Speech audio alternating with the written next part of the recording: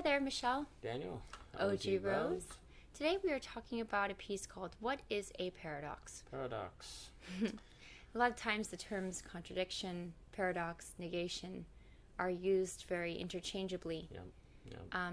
But I think failing to make the distinction can sometimes cause some problems for how we view our own existence, honestly. Well, I mean, we were talking about it with Daniel, Zeb, and them. If Wittgenstein is right that the limits of my language are the limits of my world, then the expressions of my language are probably the expressions of my world too. And if these terms are all just similes, when instead they actually have some important distinctions, but if I treat them all as similes, then I'm going to lose the categories that those terms signify, and my world will be, in fact, smaller. Mm-hmm. And that could cause problems, because stuff could happen to me that I won't have categories to understand. Yes. I mean, I think everyone has had that experience of learning a term or learning language and actually having the world open up. Because, like, you learned Spanish, I learned sign language, you always like Spanish. Oh, yeah. Love Spanish.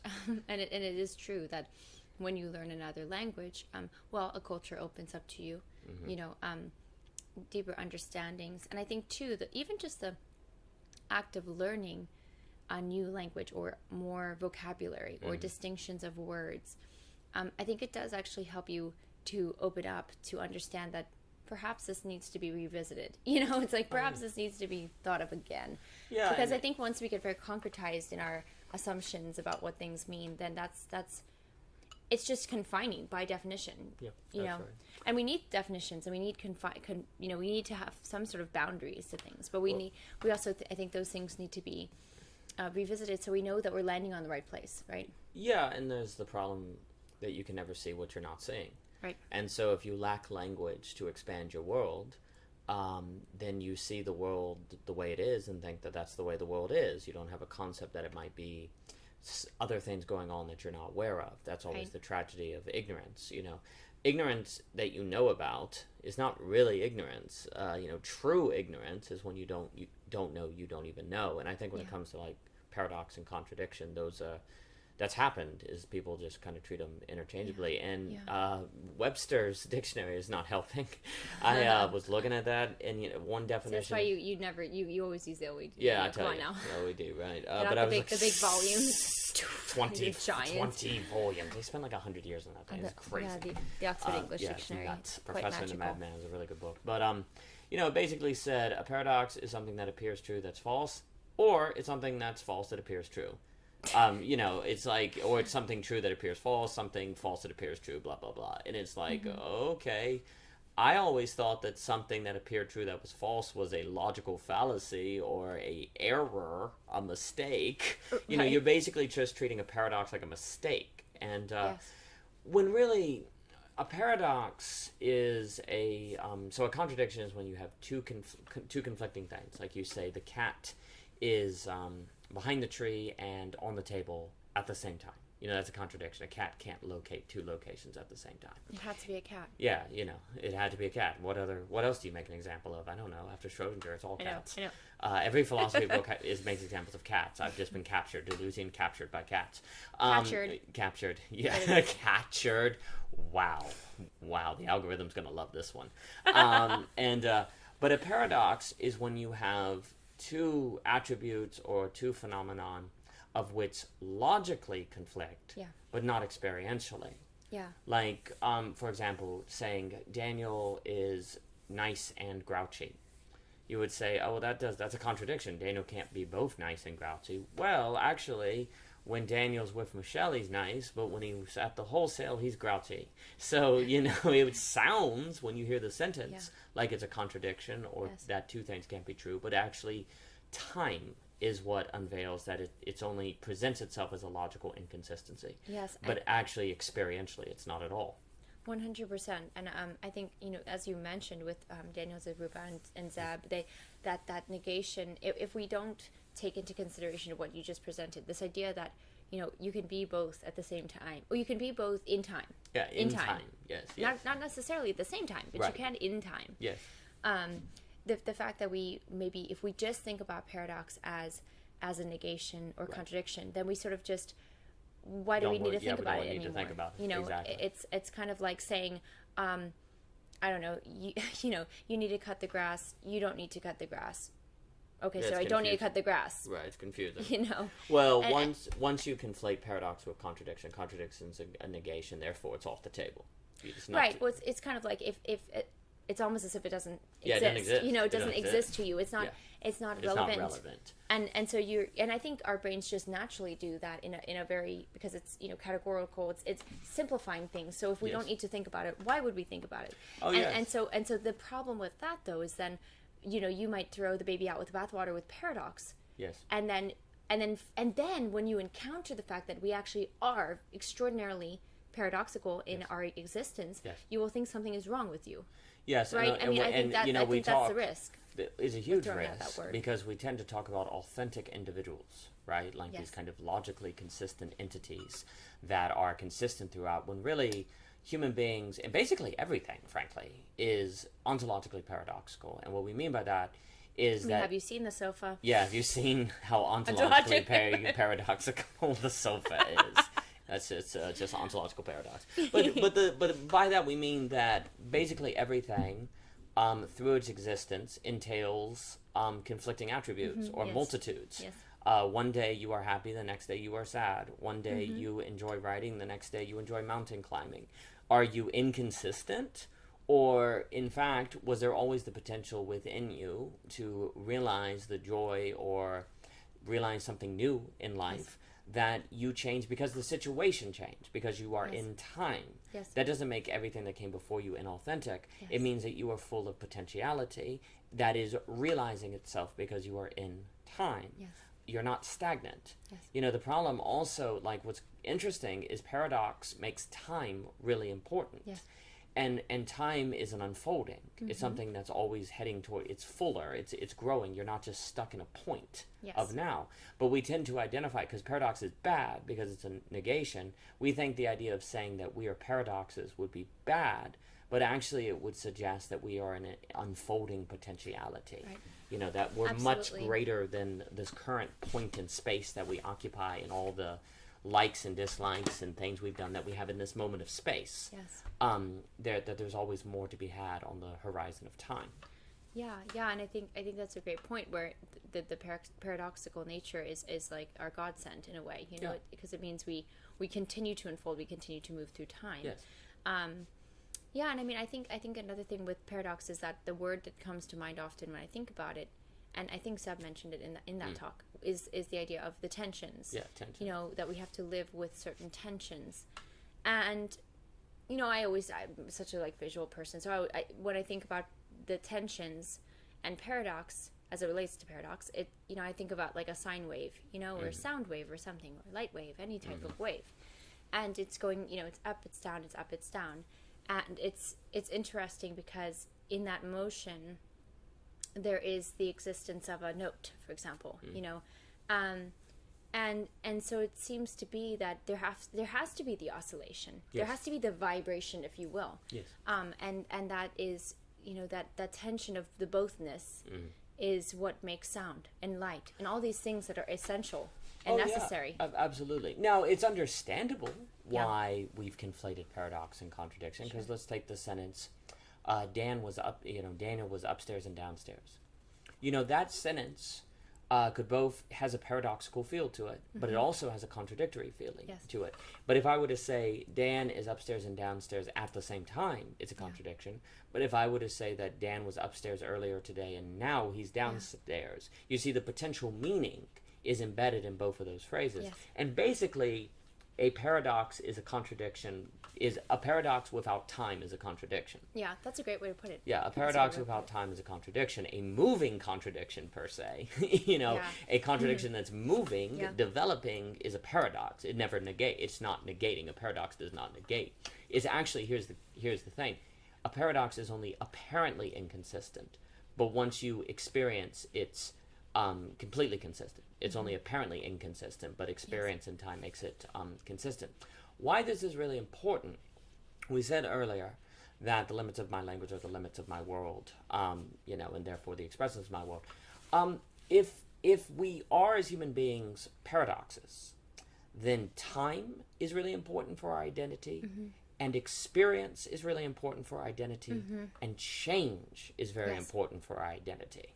But if the name of the game is to be an authentic individual, the name of the game is not to change, to continue to experience what you've always experienced, to kind of occupy the same point in space, to not really develop. Because once you develop or change, you're inauthentic, or you feel inauthentic, or you feel like you're losing yourself. Yes. And so all the emphases go in the direction, per se, of space away from time, where paradox puts the emphasis on thinking in temporal terms, and if theologically eternal terms, developmental terms, where authenticity, to use that term for short, puts all, it makes it sound like there's a test right now, there's a comparison.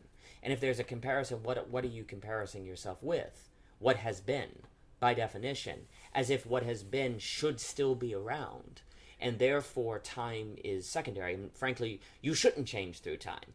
There shouldn't be any development. Now, of course, there's something to be said about a radical break, you know, about the problem of a seed turning into a kitten. You know, that would be a contradiction and an impossibility, and suggest some sort of inner problem, you know, kind of a schizophrenic, crazy break like that. Well, it would be a contradiction. A contradiction. I'm sorry. I'm horrible. A contradiction. A catcher from Deleuze. It's great, Michelle. It would be a catcher. I think I should just make like a new vocabulary. Yeah, with why cat are we words? doing these philosophy talks Yeah, when we have all this gold in cat? That's all the internet cares about anyway. Frick, we really got to get our act together. Oh my god. But the emphasis when you say of humans are paradoxes, Yes. once you understand that means that humans are not contradictions. Yes. You understand that human beings will, through time, eventually consist of things that are opposite of what they had in the past. Oh yeah, and I mean, I think what you're talking about is I mean, it's kind of like underline, circle, because there is this strange tension, you know, right, with this even concept of authenticity and self. And you know, Javier has some great videos on self and what does it mean to be your true self. Be yourself. Really good stuff. And I think that there is at its core, again, something paradoxical about it. And the fact of the matter is that if you think about it in terms of, you know, it's almost like the real results of that can be almost a neurosis. Like it's kind of like you get neurotic because you're like, oh my gosh, am I being myself? Well, are you being exactly who you were when you were 12? Yes. I mean, I think there's something that's kind of like the beauty of the sine wave is there is like if you take your finger and follow it along this wave, there is something congruent to it. But there's also something that goes up and down, up and down, up and down. Yes, so I think that's the same with the person. The human has something that will always be familiar about themselves. Yes. However, they naturally go through change. They grow physically, emotionally, spiritually. They meet new people. They go through new circumstances, experiences, and those things will. I mean, it's very, you know, it will shape you. It will change you, and I think if you can't embrace the change, what's odd is that you almost start to. It's like if you can't embrace the change, you still end up changing in a way, because you don't. It's almost like you don't feel comfortable in being your authentic self. Yeah. So you change from what your authentic self would have been, which would be almost to not really think about. Yeah. If you're being your authentic self or not. Yeah, it becomes a neurosis, almost inevitably, like a psychological breakdown what develops. Yes. The metaphor that could be brought up for a paradox is a seed. A seed is going to be a tree, but a seed isn't a tree, and yet it is. You know, there's a potentiality that unfolds through time. Yes. And I think, like, when is a seed authentically being a seed? As it's being itself. But what is a seed being itself? Growing. Authenticity for the seed is integrated with development. So that's another thing we conflate. We conflate change with development. You know, we say if you're developing or growing, we call it change, and change is bad. So those are other terms that all get mixed together. Change, development, growth. You know, growth and development, and arguably growth and development are pretty similar. Right. But if you only have the category of authentic, it is very, very difficult to meaningfully discuss growth as growth and not mean it as change, and certainly not to have a voice in the back of your head saying it's bad. But, where you're saying, well, I'm growing. Am I? Maybe I'm changing. You're going nuts.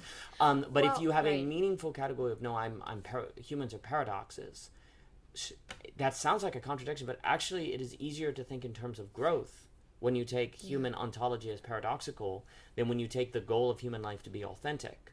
It's much easier to see change and growth as distinct. And frankly, we almost want to say the bad change that I think when people are worried about authenticity, there's some truth to. The bad change is like a mutation. Like it's kind of like a mutation, but it is not the case that a seed, when it turns into a tree, is mutating. Well, and that's what I was going to say too. I think that, the bad change is like, oh, the little sapling is drooping. Yeah, it's the little sapling has some strange fungal infection or some type of some type of disease, some type of ailment, some type of something that's making it die, basically. And it's kind of like that's the barometer. That type of change is not good just because you want to live, That's right. But the fact that it's actually going to be something entirely different than what it was is that's not bad. That's life. That's a tree. But if you don't have an ontological conception of paradox, well, then you are confused. That you say that in small talk. You mention, oh well, we all change. We all change. But in the back of your head, you're like, and it's bad. No, it's necessary. I don't know. You're confused. Yeah, you don't know what to do. Basically, if you take the fact that humans are paradoxes, then the term authenticity is only valuable if by it we mean genuineness. Like you're being genuine, you're being real. But if the term means true, like to what you were, then it becomes a problematic term. Because it suggests that what counts is remaining what you always were. Like that's what's ethical, that's what's moral. When really it's about staying alive as opposed to dying. Because literally if you don't grow, what do you do? You die. And of course there is something to be said about if in the past, say, you never got angry, but today, in these days, you do get angry and somebody says you've changed. Well, what they're trying to say in that situation, it's different, because what you're saying is, now you're creating problems for yourself. You're actually heading toward death. It's almost like in that context, change means directionality toward death. It's almost like you stop watering the plants. But thinking in those terms, like you don't want to change in a way that you're dying, right? But notice there, the problem isn't the change itself. It's the directionality of the change. Yes. And I do think, though, even with the anger example, I think that that's a good example, actually, to look at over time, because, it's for the most part, when you have less responsibilities or less pressure, stress, not as hard to stay not angry, basically. Oh, sure. Yeah, when you're a kid, but when when you've got deadlines and this person's suddenly upset with you or offended, and your work relations and stuff, then you're like, sometimes one probably might find themselves feeling angry. It would be wrong for them to act on that anger, but they probably feel it more than they did. And I do think sometimes if the paradox is not embraced in time, then you do start to feel like, what's wrong with me? Oh yeah. What is wrong with me? Right. I never used to feel angry, and now what is wrong with me? I'm just like this monster, and it's like, anger is not something to act upon. Right. And yes, you should probably maybe just do what you need to do to perhaps maybe mitigate stress or change a job, or not easier said than done, but try to get yourself to a place where you're not just constantly getting angry, provoked in an anger to anger. But also sometimes it's kind of like, well, also sometimes when you're being challenged and pushed, certain things in you, like a pressure cooker, like we talked about with marriage, will kind of come out. That sometimes it's like, oh, this was actually always there. Now I'm in a pressure cooker, so it's showing. And what am I going to do with it? Well, I think you're right with what you said. Well, no, the key there is that when you take when you say that humans are paradoxical, you take situation very seriously because situation changes through time. And if you say humans are paradoxical, then you're saying humans can contain multitudes, not a single self that you need to go through life staying true to. Right. That there is the potential in you to get angry. But it doesn't come out until a situation that puts pressure on. But if in the past when you didn't get angry, you would say, myself must have been better. You don't think, exactly. Oh no, my situation was easier. So you put all the blame on you, and then you develop neuroses. Yeah. As opposed to saying, no, humans consist of multitudes inside of them, and the name of the game is to genuinely do your best to navigate those unfolding multitudes that are brought out by different situations through time, and to not give in. You know, like, you don't want to be angry. It's almost like that Bonhoeffer distinction between cheap grace and costly grace. When someone says, you change, you used to not get angry. You know, there's one sense it's like, well, yeah, because there was nothing in the past to be angry about. Everything was easy. Yeah. There's some truth in it, and you should work to not be angry. But then also the fact that it's now hard not to be angry, if we, sticking to that example, if you don't have the category of paradox, you'll think that something has changed in yourself that no longer can easily deal with anger, and therefore there's something wrong with you. And once you make that step of saying there's something wrong with you, all the neuroses come out. The thinking of the human being as a paradox is very good for your mental health. Oh yeah, I mean, absolutely. And actually, just to realize that this paradox actually lies in all things, and all of it makes, I mean, I think for me it's been our paper A is A. I mean, basically the ontological structure of reality is A does not equal A equals A does not equal A without B. So we won't go into that. But basically the ontological structure of being is a paradox, not a contradiction. It is toward the possibility of negation, but it's not technically a contradiction. It's a paradox. Yeah. But I mean, in understanding that, it's been very eye-opening, and I think you start to have more. I mean, truly, it's just kind of like, well, I mean, I can't just simply judge this as X. Yes. A is A or whatever. Right, because it's like, well, because it probably has some sort of something paradoxical to it as well. Yeah. So I think it makes, at least for me personally, I feel like it's made me a lot more open to really digging into kind of maybe opposing perspectives or assumptions, any type of assumption. I know there's something there happening there where this has something paradoxical in it, so then I can revisit it, and that is great because I think the judgment goes down usually, and I think there's more of a sense of openness to it. I mean hope, openness, and also like feeling less fixed in some sort of confined viewpoint that's actually not at all taking into consideration the nuance, the tensions.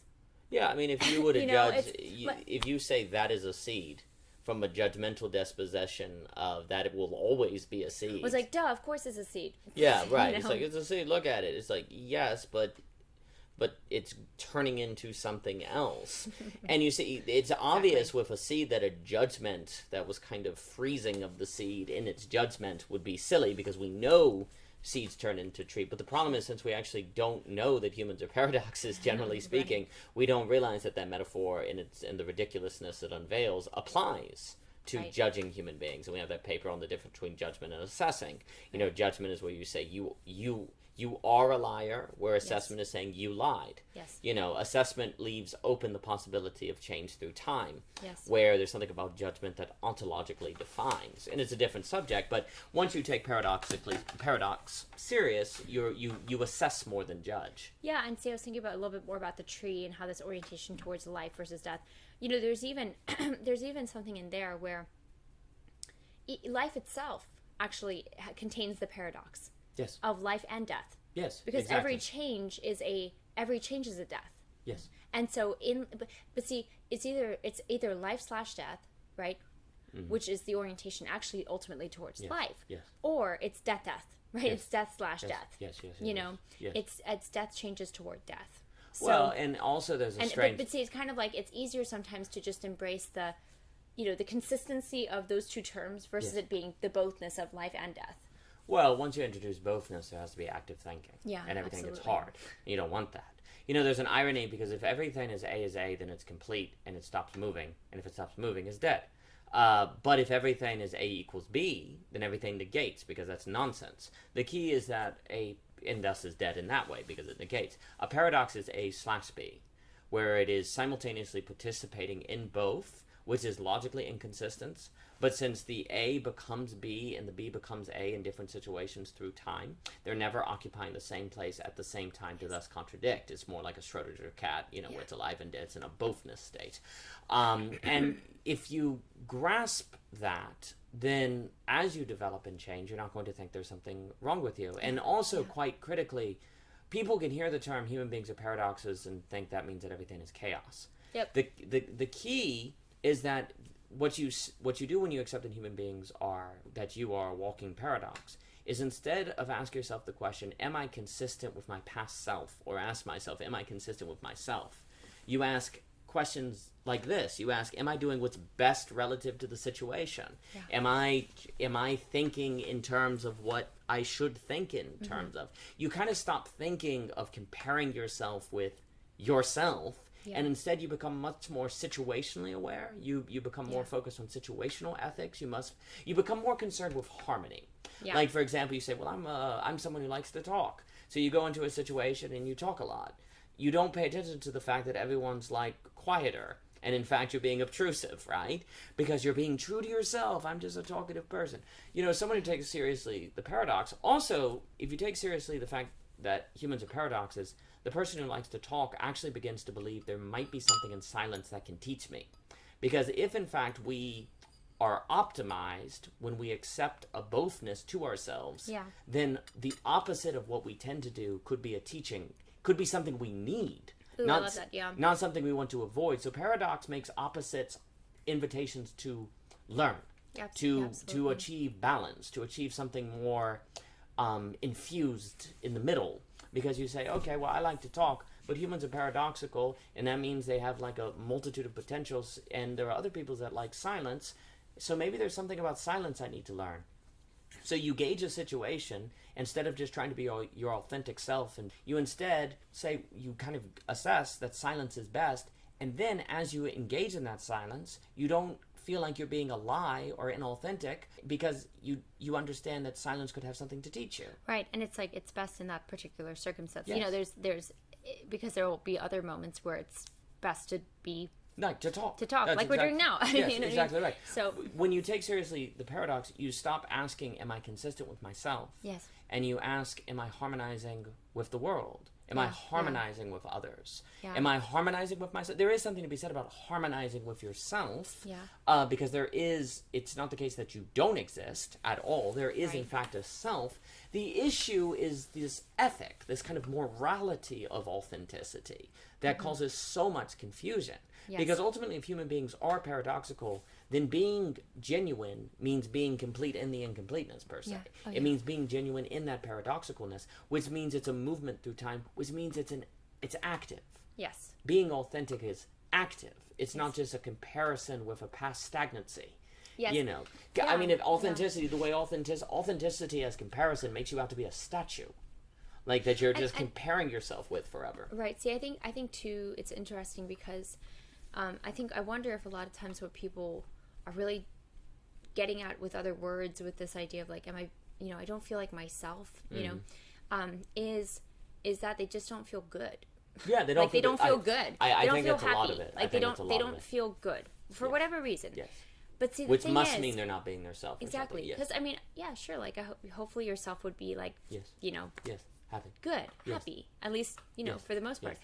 But the thing is, if we bring in the paradox here, I think if you identify and see, even that language could be like, oh, okay, so I'm not so much trying to be the same self I've been for like the past three decades. I'm trying to be good, like feel good. I'm trying to feel good. That's what I'm trying to do when I ask about why am I not feeling like myself, that could be helpful to have that expansion of language on that. But also, because of the paradox reality, I think even there it opens you up. I don't feel good. Okay, well, maybe there's something good about me not feeling good. Yes. possibly. Or something that could complete me. Yeah, not that you should, like, it's like... Right. It's like... The main point... There's something that I think opens you up to what could this possibly be? In terms... I mean, it's not cliche, it's like, this is a teaching moment. You cannot a learning assume... moment. The key idea is when you take paradox... When you take paradox seriously, you cannot assume that feeling bad is necessarily bad. It may be bad, yes, but it requires thinking about it and introspection and maybe wisdom. Right, and maybe the fact that you take the time to say, okay, I feel bad. I'm not just going to then throw myself under the bus and be like, something's wrong with me. I'm going to say, okay, well, why do I feel bad? Yes. Are there certain things maybe what I could has change? changed through time? Right. What could change And the thing is, through because time. it's always changed, you can actually use change as like your Pokeball. Like it's like it's like, here's my Pokemon, change, attack. Like, and you won't feel bad about it right. because you're not trying to maintain an authentic self. Basically, the language of the authentic self makes change bad, and so you're actually trained not to change. So you do this weird thing where you sit around waiting until you feel better. Like, that's all you can do. Right, but see, the thing is, it's like, but if you, in realizing that, like, oh, wait, no, change is not bad. Change is just the fabric of our reality. Yes. And therefore, it's a very good thing. And it's given, and it's not out of line. Well, it's not out of line with our ontology if our ontology is a paradox. Yes. But if our ontology is some stable self, then it's quote unquote out of line with that ontology, so we feel like we're doing something wrong. That's very fascinating with this idea that people are, kind of sitting around being like, I don't feel like my true self, so I'm just gonna like sit around till I feel that until way. it comes back. Until it comes back.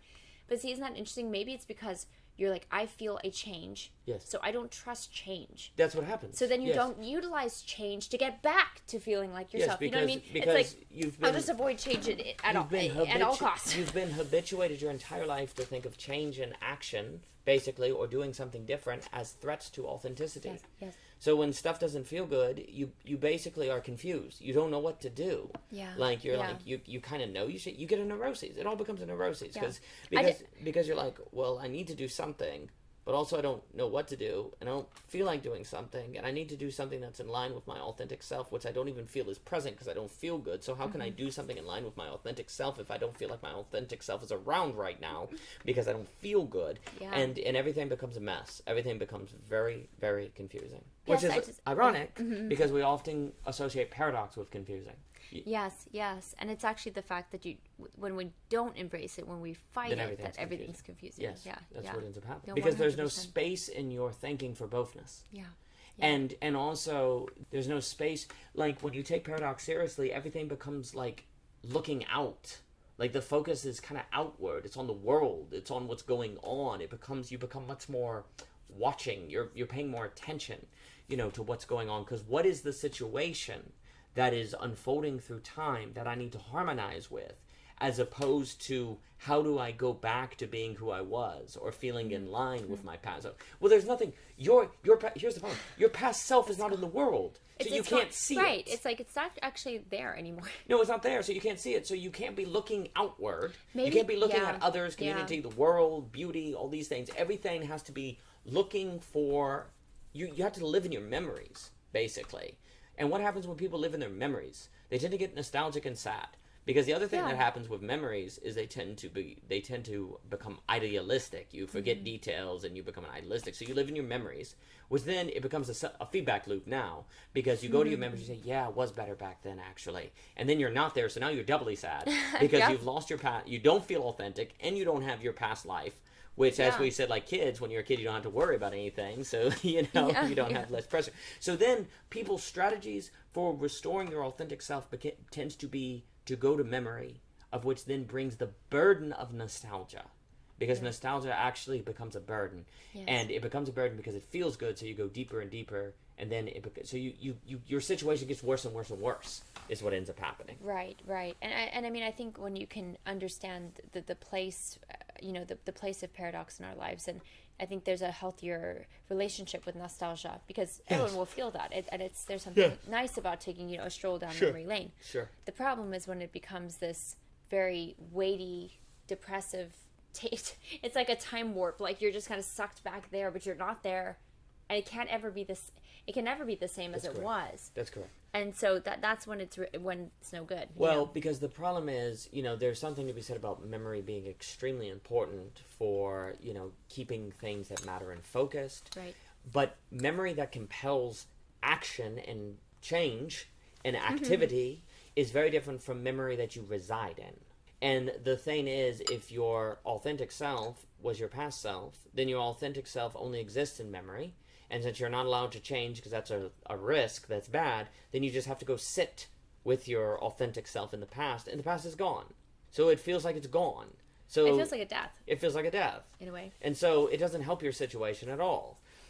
Whereas paradoxically, memory can have a inspiring role. It can have an empowering role because it can compel you forward as opposed to make you wish you could go backwards. Right. So what's crazy is, if we go back to what we were saying at the beginning, is that the loss of a category, like the expressions of my language or the expressions of my world, it may seem like the loss of a category of paradox, like conflating it with contradiction and using it as a simile with negation is not consequential. Who cares? Literally, once you lose this category, it has incredibly massive practical consequences on your life because it transforms how you view yourself, how you think you ought to act, what you ought to do, what your goals ought to be. Yeah. And so your life trajectory can literally be transformed by the loss of language, by the loss of a word.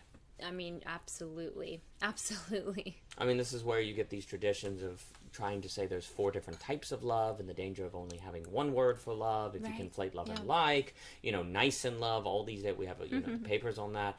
And also you have, if we go to Genesis, where God creates by speaking, words. Yeah. I think in some mystical traditions, we tend to think that words point to things, but in some mystical traditions, things are on top of words. Words are almost more real than things. That things are built on words more than words painted on things. Because there is something about words that directly impacts your horizons. Yeah. Directly impacts your horizon. Really, really important to understand that accepting that the fact that we are paradoxes does not mean we are contradictions. Yes. It does not mean that we negate. It means that we are seeds that are growing. Yes. It doesn't mean that we are changing and losing ourselves. It means that we are becoming our full selves. Yes. And that's what paradox can invite you into. I have one more cat word for you, Daniel. Oh boy. Consequential. Consequential. I'm so paradox or consequential? Good night, everyone. On that note, I hope this was consequential.